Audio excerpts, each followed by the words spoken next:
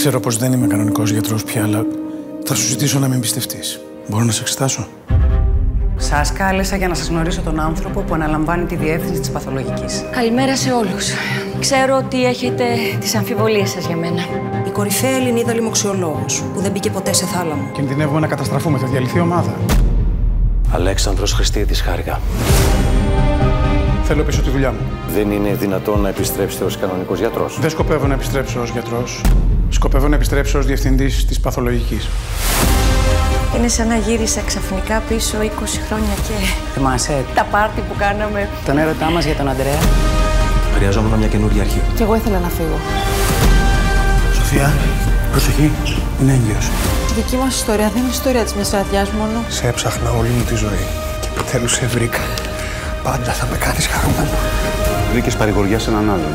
Δεν έψαχνα παρηγοριά, έψαχνα κάποιον να με εκτιμάει και τον βρήκα. Αν είχα ξεχάσει γιατί σε παντρεύτηκα, τώρα το θυμάμαι. Γιατί θέλεις να ξαναγίνεις διευθυντής? Ρισκάρεις να μην είσαι πλέον γιατρός. Να αξιολογήσουμε τις αντιδράσεις υποκαθεστώς πίεσης Προσπάθησα να αναπνεύσεις. ή την ικανότητά σας στην ανάληψη ευθυνών. Η λοιμόξιο έχει προχωρήσει πολύ. Έπρεπε να σε είχα ακούσει. Ο πατέρας σου είναι πολύ καλός γιατρός. Έχεις να μάθεις πολλά από αυτό. Δεν ξέρω όμως αν θέλω. Σωτήρη, πιστεύω πως θα τα καταφέρω. Θα είμαστε πάλι μαζί. Θα βρούμε τρόπο να μην γίνει διευθυντής. Άκου, Ντοκ. Είναι ώρα να γυρίσουμε στο σπίτι μας. Εγώ στην οικογένειά μου και εσύ στο τμήμα σου, που είναι η δικιά σου οικογένεια. Μείνε μακριά από την κόρη μου, το κατάλαβες?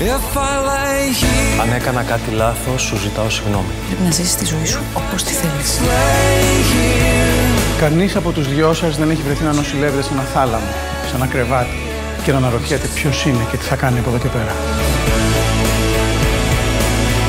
Εγώ δυστυχώς έχω βρεθεί και εκείνη τη στιγμή χρειαζόμουν ένα γιατρό να με ακούει.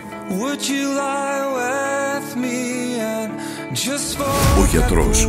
Πρεμιέρα. Σάββατο 28 Σεπτεμβρίου στις 10:40 το βράδυ.